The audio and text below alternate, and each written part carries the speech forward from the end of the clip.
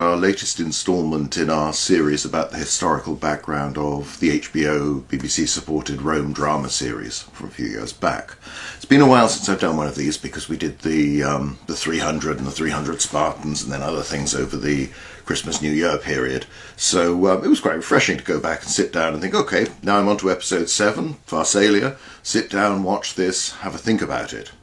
Now, I think I said early on in this series that I was hoping that these episodes would never be longer than the screen time of the episode we're talking about. I think that should be true today. This one is about 48 BC and the campaign that culminated in the Battle of Pharsalus, fought in August 48 BC, where Pompey decided to confront Caesar in battle and was defeated. Sorry, that's Augustus just sliding past and going off to do better things. There he goes. Right. The nature of the series, obviously, as we've said before, is that they don't have the budget to do big battles. You know, in this series you have the very stylized Alesia battle sequence at the start. You have a few little bits with Pullo and Vorenus going with the scouts. Thank you, Gussie. I'm not quite sure what he wants at the moment. And then there's a little bit of fighting in Egypt, and there are lots of sword fights and blood and guts and swords going through people and all this sort of thing, but they don't have the extras for grand scenes. And in the second series, it's, you know, you have the Philippi sequences, but other than that, it's a similar pattern.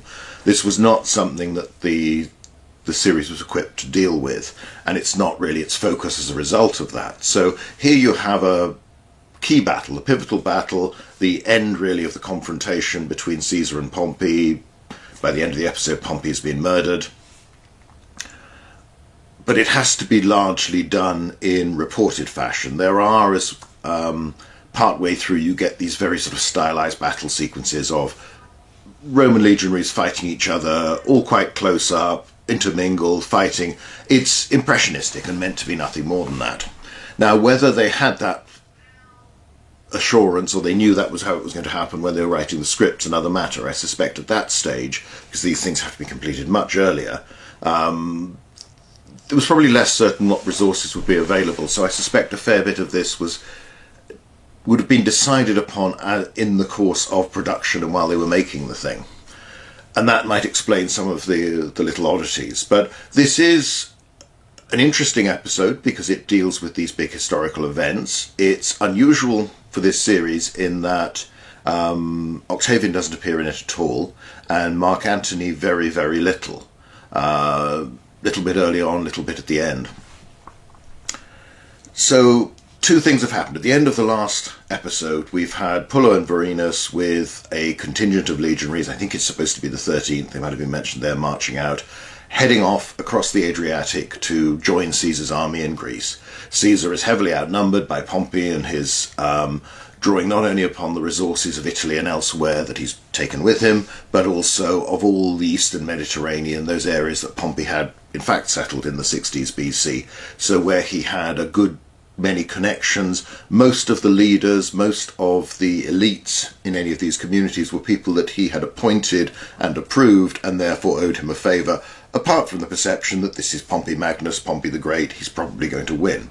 So the resources available, both in terms of manpower, ships and supplies for Pompey in Macedonia, Greece, were far greater than those at Caesar's disposal.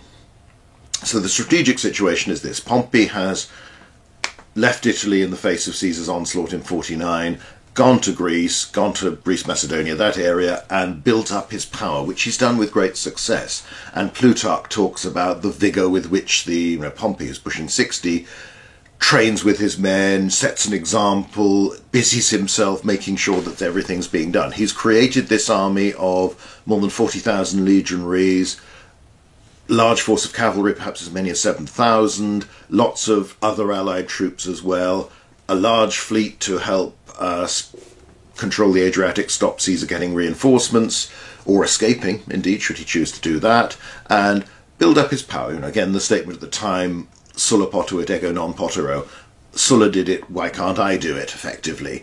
Because Sulla had won the first civil war by invading Italy from Macedonia. I mean, that's the key difference. He didn't stay in Macedonia or Greece and build up his power and wait for the enemy to come to him, which is what Pompey does in late 49, 48, and what Brutus and Cassius will do, what Antony will do. It doesn't work out for any of those three. But the series, reasonably enough, and takes the point that at the time people didn't know this, and at the time Caesar's situation looked pretty desperate. He didn't have enough ships to get all of his army across, so he'd gone with a relatively small force, was heavily outnumbered. Even so, he had tried to attack and control, cut off Pompey's supply routes at the port of Dyrrhachium, sort of modern-day Albania, that area, and come close to winning. There's fighting around there, Caesar's men hold out, they dominate the ground, until eventually it all goes horribly wrong, and one assault turns into a disaster. You have the comment attributed to Caesar that the enemy would have won if they had a general who knew how to win, that we ought to have been beaten here. So that's the desperate situation that's reflected, the background to the story in this episode, which sees Antony on his way over to join Caesar. So we have several groups of characters. We've got the back in Rome bit, where we have Attia starting to panic that she's backed the wrong horse, that Caesar's going to lose. And this builds on her row with Antony in the last episode, and now she wants Octavia to go and cozy up to Servilia, Brutus's mother, to make sure she's got friends on what she now anticipates to be the winning side. Again, it leads to a whole sort of, this weird subplot and then lesbianism and all this sort of thing with Servilia and Octavia. Octavia, I think, gets rather a raw deal in the series. I know we're supposed to feel sorry for her because she's got this appalling mother, but, the poor lass gets to do all sorts of very questionable things. Again, reminder that in history, she's married to a distinguished senator, she's got a son by him.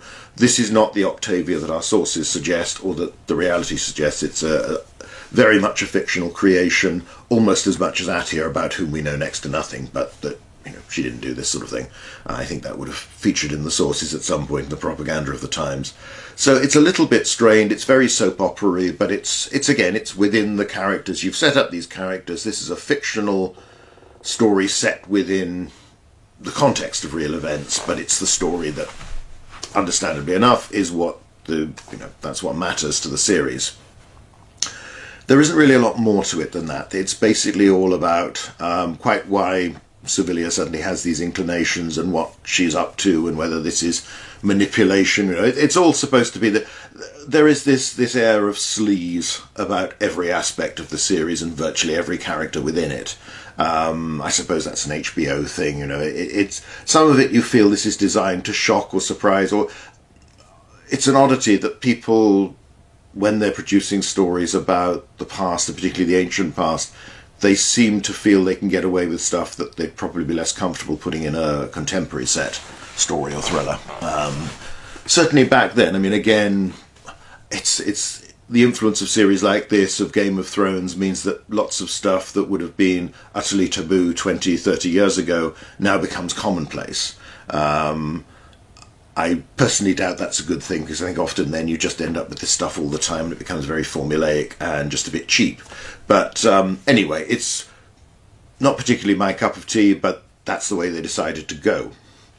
So you have that part of the story. You've then got Pullo and Vorenus, who have been shipwrecked on this tiny little, well, it's not much more than a sandbank, basically, a tiny island. They're the only two survivors of this transport ship or convoy. We're not entirely sure who. There's a big storm at the end of the last series. All the ships appear to have been wrecked. Everybody else drowned, and they're on an island where there's no food, no water, and they're waiting to die, and they're talking about that. Now, this is fanciful and purely fiction. There were quite heavy losses of transport ships carrying troops going across trying to reach Caesar in Greece, Macedonia. However, these were to enemy action. The Pompeian fleet is commanded by Bibulus, and now this is the chap who'd been Caesar's fellow consul back in 59 BC. Doesn't feature in the series, there isn't space for him. I can understand why, although actually his personal story lends itself to drama. This is the man who gets a basket of dung tipped over him during the rioting in 59, then retires to his house, keeps on claiming that he sees bad omens and that therefore all public business has to be suspended, therefore everything that Caesar does is illegitimate. Afterwards, he goes off, he doesn't want to go to a province. Finally does when he's forced to by a law that's introduced in the 50s. And while Cicero is out governing Cilicia, he's the governor of Syria, replacing Crassus, but after a sort of interregnum where Cassius, later the conspirator, has been acting governor of Syria. And he ends up, he leads an expedition into the Mantimanus, the sort of border between Cilicia and Syria, and that ends up in a disaster. He loses a significant number of men, some officers, this sort of thing. It's all slightly embarrassing. At the time of the Civil War, of course, he's out there, he's ready, he knows something of that area. He's sent to be an important subordinate of Pompey. He sends his sons to Egypt to rally the Roman troops there. 2 legions or their equivalents have been left behind by Gabinius when he and the young dashing Mark Antony went and restored Cleopatra's father to power back in the 50s BC. These Roman troops have stayed as the sort of private army of the Ptolemies, and as Caesar depicts them, have gone native. We'll talk a little bit more about them at the end because it's significant, and then in the next episode they don't really feature at that point. Bibulus sends his sons to get these troops to come answer the call of Pompey, the acknowledged leader of the Roman Republic, and the sons are murdered and the troops don't go. There's a mutiny, they refuse, they stay in Egypt where they're nice and comfortable. So he's had that personal tragedy that possibly increases his loathing for Caesar and anything to do with Caesar, because he is portrayed as particularly brutal when his ships intercept and capture ships full of Caesar's soldiers. There are supposed to be cases where those ships are set on fire and everybody is burnt to death inside them. They're trapped inside. So there are some significant losses to Caesar's men, but they don't seem to come from storms.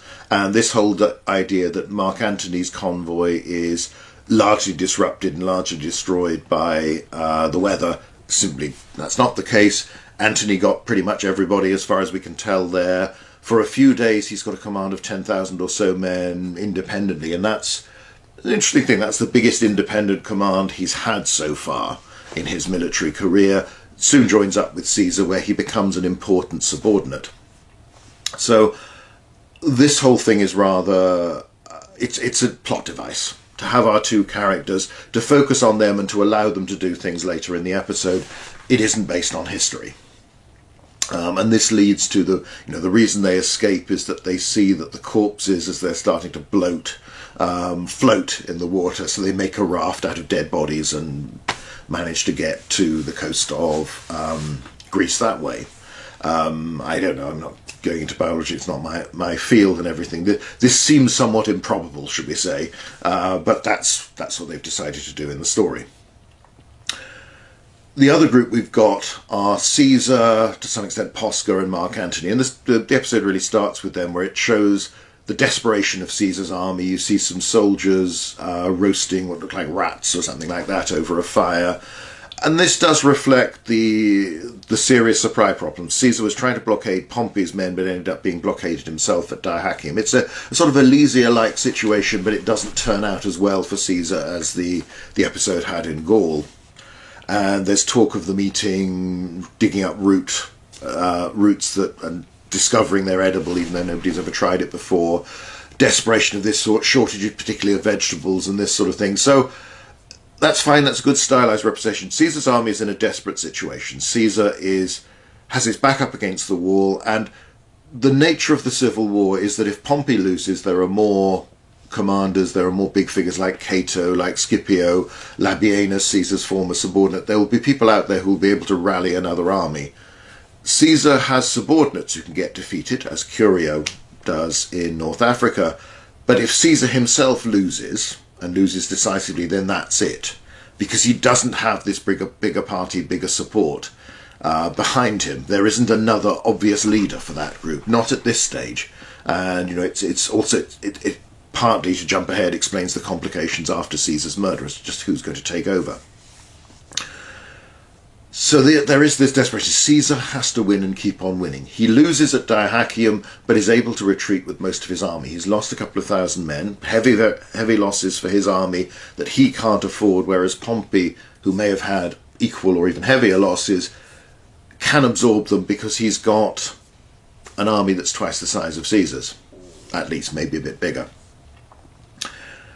So Caesar retreats and gets away, the army starts to recover, and then they will decide to fight a battle. This is the build-up to Pharsalus. You get some interesting, there's a nice scene of Pompey sitting at a table in his sort of command tent. As an aside, we're told that Cato refused to recline at meals during the Civil War as a mark of his mourning for all the Romans who'd killed, for the dire threat to the Republic, all this sort of thing.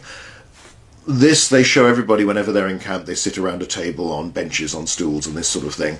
Actually, even in those circumstances, Roman aristocrats, where possible, would recline on couches, because that was normal for them eating a meal. Anyway, the nice bit is you have the Pompeians arguing about the spoils, basically saying, well, once we've won, who's going to be governor of here? This man's done well, we need to reward him, and all this sort of thing. Again, that appears in the sources. And there's a voice of caution from Pompey that, we haven't won yet. You also get the sense of pressure on Pompey to do something to win. Cato particularly being convinced it's all over and we just need to finish Caesar off, and that we need a big battle. He needs to be beaten, not starved to death, not starved into defeat. This does reflect, this was one of the problems Pompey has, because in contrast to Caesar, he has lots of very famous, important, prestigious men with auctoritas, men with authority within his camp, all of whom feel the right to express opinions. So it's like having a committee from Parliament or the Senate or whatever trying to decide things, where everybody has the right and feels they have the right to express their opinion, to disagree with you, and to push whatever bee they have in their bonnet. Caesar can give orders and they will be obeyed. None of his subordinates have anything like his prestige. Even the relatively few men like Mark Antony, who come from a distinguished family, are younger, have not yet achieved as much, and perhaps also have the sense to feel that, well, actually, it's Napoleon's adage of one bad commander is better than two good ones acting together. There is that divided command, divided council. Pompey is under immense pressure. There are rumours at the time, people spreading stories that he's deliberately prolonging the war because he wants to be in charge. You've had earlier comments from the other side as well that he'll be much easier to discard than Caesar, so let's back Pompey, use him against Caesar, and then we can get rid of Pompey because he's an inept politician. So it is not a very happy group. You have Brutus is rather disdainful of the whole thing, clearly regretting his decision. Again, we've got the Brutus of this story who's stayed out of politics and, just been this sort of intellectual. That's not really a reflection of the man himself, but bear in mind, we are told this is someone who refused to speak to Pompey up until the Civil War when he joined him, because Pompey had executed his father.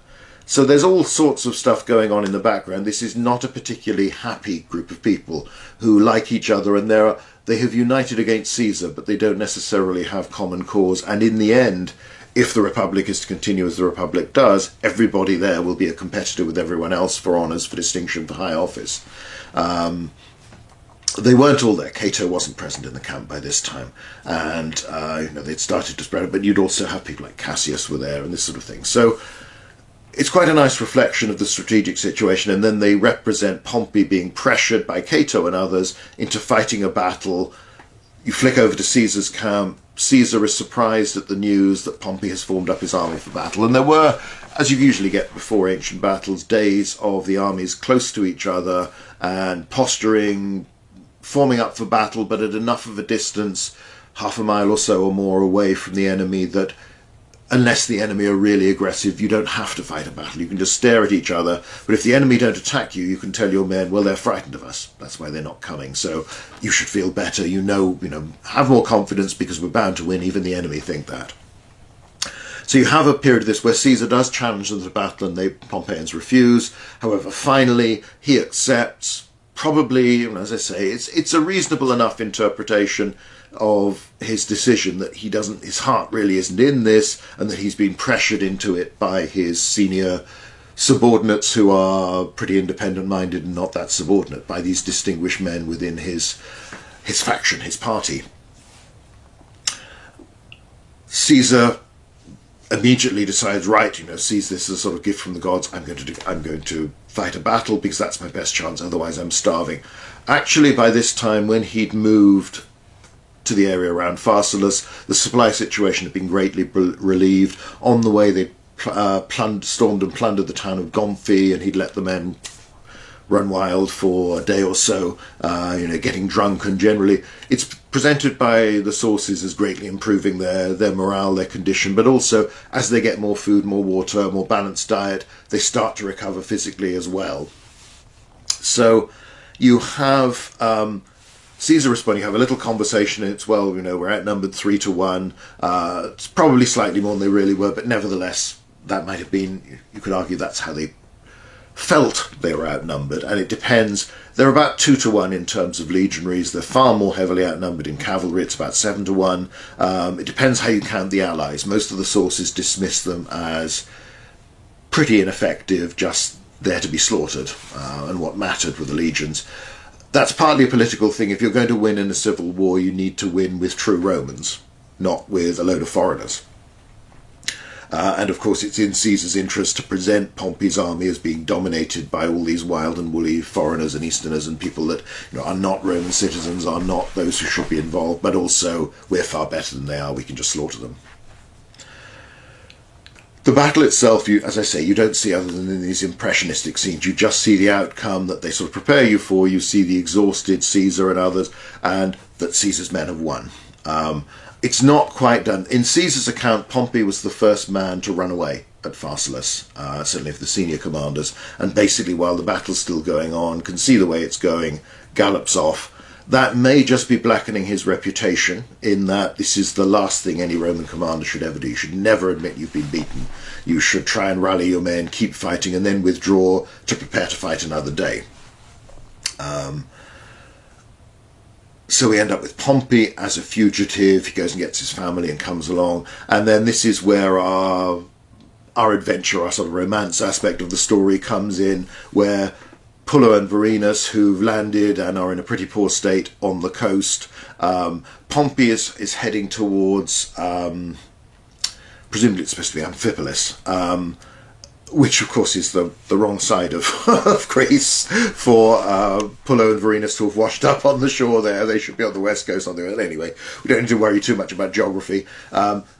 There's a dodgy sort of local guide with a metal nose strapped to his face. I'm afraid I couldn't help thinking of the Lee Marvin, one of his two characters in Cat Ballou at this point. So I'm afraid that I always get distracted and start thinking of that and all the various songs from that film.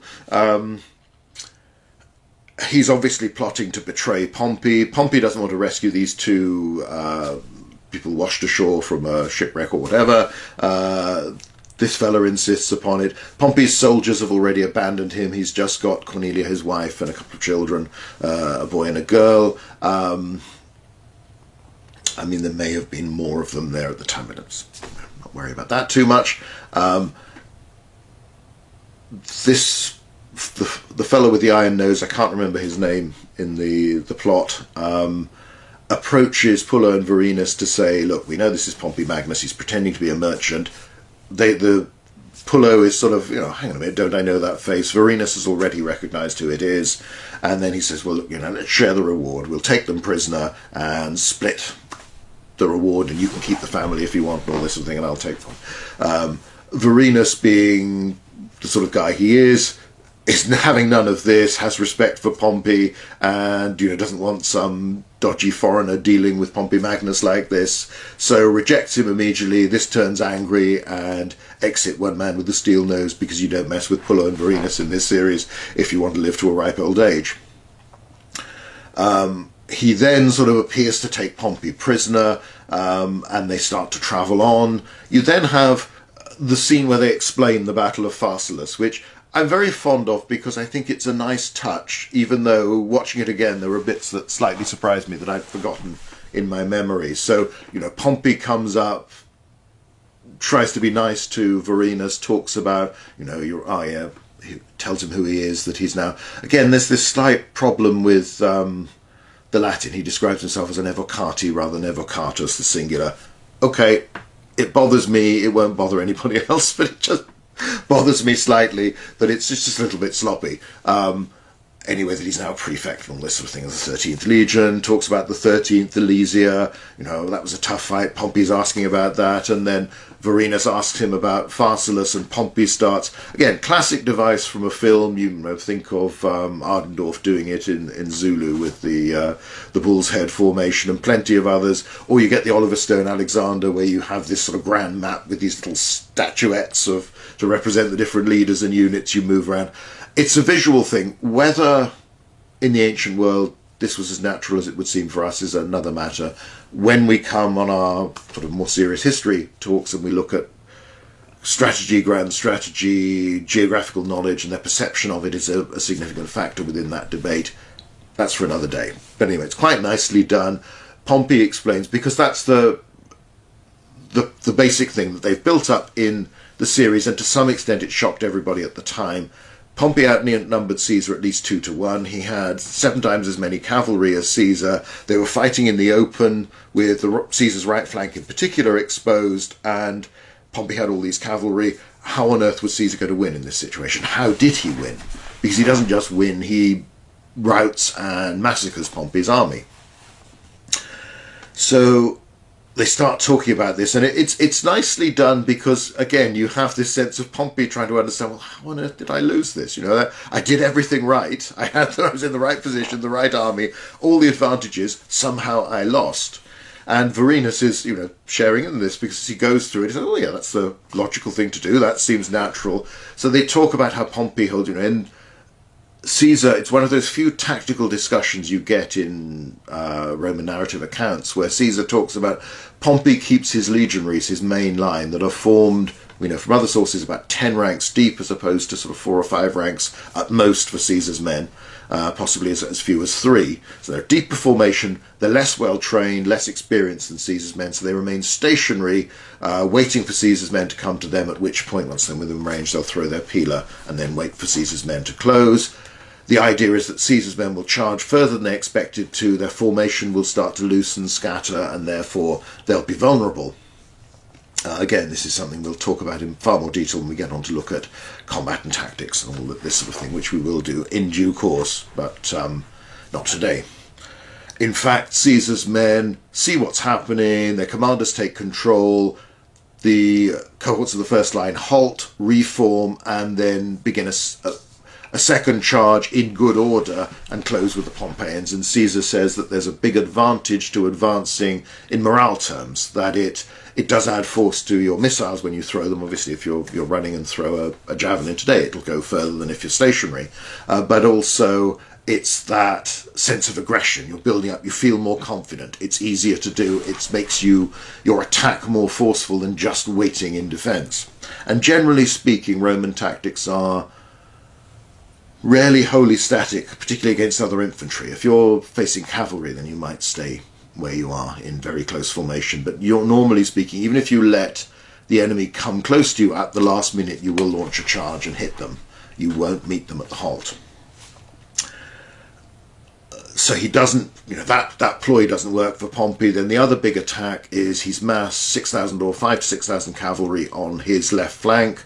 They're under the charge of Labienus, Caesar's best subordinate in Gaul, perhaps Pompey's man before that, but certainly now fighting against Caesar. And the idea is overwhelm the 1,000 or so cavalrymen that Caesar's got facing them, sweep them aside, then roll up the line of Caesar's infantry, or the lines, the 3 lines. By the way, again, Antony doesn't really feature in the battle sequences such as they are in the talk of it. He's on the left flank, securing the left flank. Again, it's a significant command, but it's not where the decisive actions occur. Basically, he does his job by holding that position and making sure that there's no problem, no crisis over there with minimal forces. He doesn't have much cavalry, but that flank is anchored on a river, so it is more secure in terms of its position. Now, in the HBO version, as Pompey explains it, he talks about his cavalry routing Caesar's cavalry, and then Caesar has stationed a cohort of infantry behind them that somehow turn and stampede his cavalry.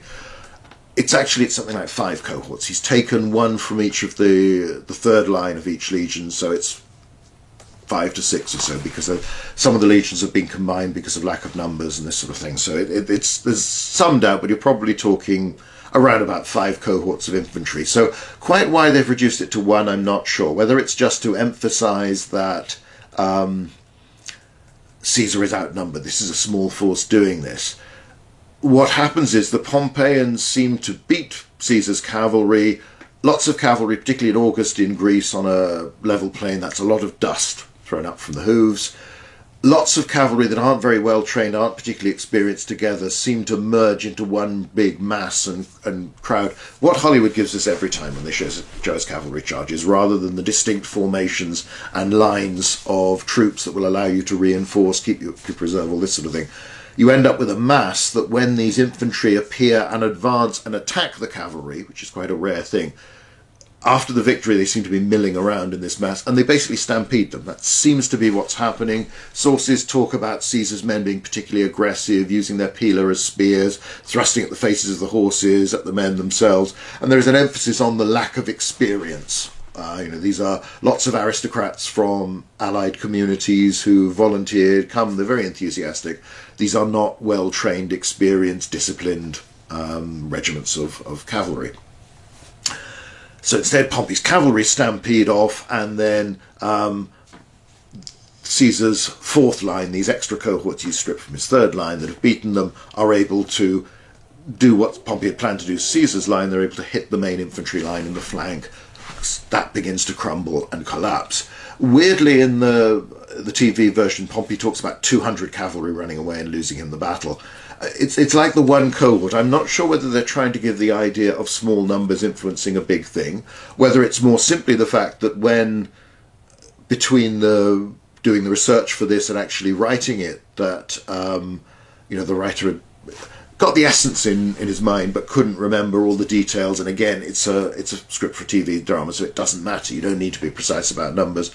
Or whether they've deliberately made it smaller. I even had this one crazy idea that maybe they talked about those sorts of numbers in the script, because in case by the time they came to filming they did actually have the resources to do anything, they wouldn't be pretending to represent 5,000-6,000 men with a few dozen extras, whereas you can pretend that's a couple of hundred more easily. But that's pure conjecture and might be wrong. It's just slightly odd. What otherwise is a really nice scene and actually does convey the essence of the Battle of Pharsalus rather well, and is played nicely between the two of them. Even though it's an information dump, it's giving you lots of explanation as to what's happened, but there's the sense of two professionals meeting and talking as equals, and this whole bafflement of, how on earth did Caesar win this? How, from Pompey's point of view, how did I lose? And of course, it's part of the bonding that, because as a result of this, Vorenus, much to Pullo's disgust, will let Pompey and his family go, and they come back to Caesar's camp. You have one of those good scenes with Mark Antony introducing them. Again, he hasn't really, this is his sort of, he's been there right at the start, he's here right at the end, but that's it for this episode. Of how, they've miraculously escaped this disaster at sea. They've somehow survived being marooned on an island, and then they come ashore, they capture Pompey and his family, but then let them go. We've already had Cicero and Brutus have told the others they're going to surrender. Pompey, there's a sense of him being cast adrift by Cato and Scipio and people like that. Probably not really true. He seems to have made his own decision to go, and again, he's the one with lots of connections in this region, which they do not really have. Cato a little bit with the Cyprus and that area, but basically speaking, Pompey is the big name in this area. Well, of course, now it's the name of somebody who's losing. But there's this idea that they're basically ratting on him and he's no longer useful, he's lost, so let's get rid of him and we'll go off and raise a new army and continue the war somewhere else. Brutus and Cicero both said, no, I'm fed up, we're tired, we're going home. They go to Caesar's camp expecting to be punished, executed, humiliated, all this sort of thing. They're confronted first of all by a soldier who's fairly brusque with them. Then Caesar sees them, greets them like old friends.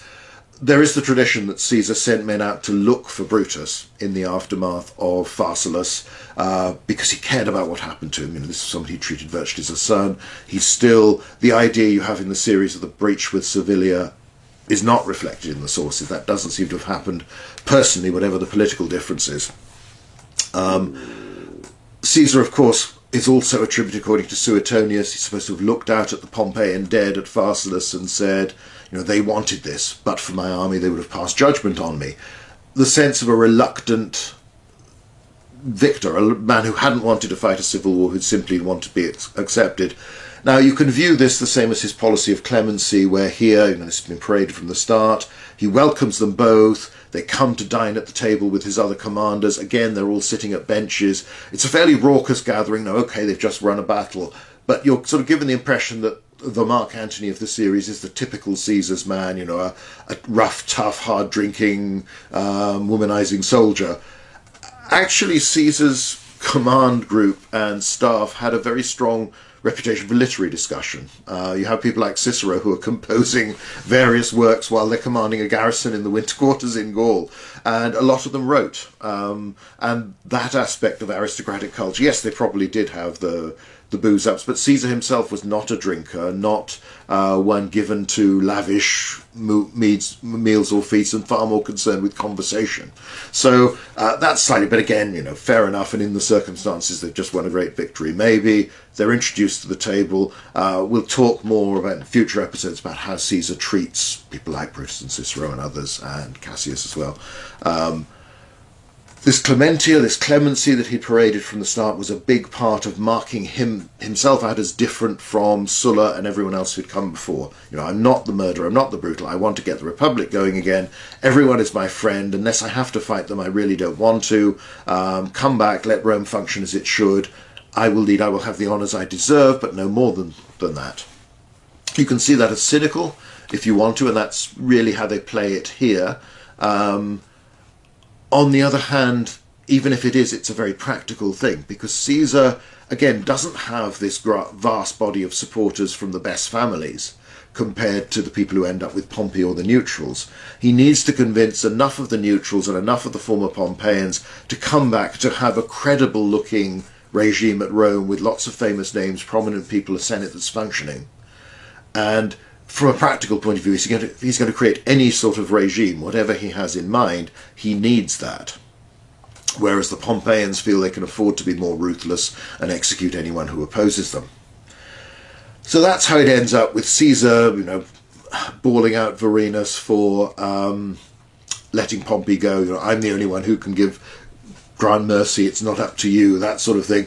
You have one of those, okay, you can excuse it, I suppose, as rhetoric, have you flogged and crucified, and all, or I should have you flogged and crucified again. Don't do that to Roman citizens, whatever their crime. But, okay, fair enough, he's speaking in anger, and then Antony wondering, why have you let them off? And Caesar saying, they're just too lucky. I need people like that around because they have this knack. We'll talk as well about what Caesar may have planned to do to Pompey or not, about the next episode, because that's where it becomes significant. But the episode ends with the news reaching Rome, okay, things haven't turned out quite as we expected, Caesar's won, but also Pompey has talked about going to Egypt. He's a friend of Ptolemy Auletes, the father of Cleopatra and Ptolemy XIII, who are the current monarchs, so they don't really get named at this point. They will feature, obviously, in the next episode. They owe me, basically, and they did, literally. They owed him an awful lot of money because he and Caesar and Crassus and others had taken money to get Gabinius to restore Ptolemy Auletes to power back in 57 BC. And most of that debt had not yet been paid, and it's something Caesar will try and collect when he gets to Egypt, because fighting a civil war is so expensive. You have Pompey being rowed ashore in a boat whilst Cornelia and his children watch. Again, this all comes from the sources. He's greeted on shore by a chap called Septimius, who introduces himself, served under you. They mention a legion and a number. That's all made up because we don't really know much about the numbers of legions then. And he's supposed to have served with Pompey in Spain, campaigns against Sertorius, presumably, and that, what are you doing here? Oh, well, I'm working for the Gippos, the Egyptians. Again, this comes back to the legions left by Gabinius that we've referred to earlier because of the business with Bibulus' sons. Best part of 2 legions had remained behind to keep Ptolemy, the 12th Ptolemy Auletes, the flute player, the oboe player, have you translated, on the throne, and then stayed there. So this is now 8-9 years later. Caesar depicts them as still about the strength of 2 legions, but argues that they've gone native, that they've basically taken local wives, forgotten their Romans. Now, obviously, this is Julius Caesar who's fighting a civil war, or does end up fighting a civil war against these chaps. He doesn't want to present them as good, honest Romans. He wants to present them as foreigners, effectively, people who've been corrupted, no longer true citizens. But they are there, they are significant, and that's why this Septimius chap is there, and why a former officer of Pompey, Gabinius, had been the man who'd got Pompey the command against the pirates when he was tribune, who'd served as one of his legati. So again, it's perfectly reasonable, as again the sources say, that this man knew Pompey and was a Roman officer, or had been. And then, it ends with Pompey coming ashore. He's stabbed and beheaded, killed by this fellow Roman. And that's, again, that's very much drawn from, it is pretty much what the sources say. So it ends on that note. We'll obviously come next time to Caesar arriving in Egypt, and Cleopatra will be introduced, and we'll come into all those plots and that sort of thing. As I say, this is an episode where they don't have the budget for big battles, but actually I think they've covered the essence of the conflict pretty well by the standards of television. Yes, things are simplified. Yes, things are sometimes a bit iffy when it comes to numbers, when it comes to geography, when it comes to timing, all this sort of thing. But the basics are there. You have this depiction of a campaign that everybody thought Pompey ought to have won, and that he nearly does, and that Caesar's army is in desperate straits, but then he's able to pull away without being chased, he's able to recover, and then when Pompey risks battle at Pharsalus, Caesar hammers him. Even though, again, even tactically on the day, this was a surprise, but it was a reflection of the far better army with experienced commanders at all level, led by Caesar, who's coming fresh from campaigning, against Pompey, who hasn't really served in the field for many years and is probably past his prime, and maybe was better at the strategic level than he was at the tactical anyway. But again, those are all judgment calls, and we can talk about these things another day. So that's it for episode 7, and not quite sure we'll have something. We'll be back to straight history next week to finish off January, and then we'll be looking at Egypt and Cleopatra with this series sometime in February. So anyway, hopefully that's provided some of the background to what's going on. That's the whole idea, is that when I sometimes talk about this is the story and this is how they're doing things, this is fiction, this is a fictional depiction. It's merely set in the past, but because at times they do take trouble to try and fit it into the actual events, and because we know quite a lot about the actual events, just think it's interesting to put them in perspective and to talk about those as well. This wasn't one, unlike last time, we could put in lots of quotes as to going on. There didn't seem a lot of point going into the great detail of the 48 BC campaign because, again, this is not a show that was ever intending to or had the resources to depict that sort of thing. But as I say, I'm rather fond of this episode, even though there's peculiarities like the 200 cavalry and the one cohort and this sort of thing. But it's partly that scene. I've just always liked it. I remember when I first saw it, it struck me as, okay, that's how they're going to do it, because they clearly haven't shown you really the war so far. But it's nicely done. I like the performance. It's a shame that we have to say goodbye to Kenneth Cranham's Pompey at the end of this episode, because I thought he was very good in the series, and but that's the nature of a show like this, is that obviously a lot of your characters are going to get killed.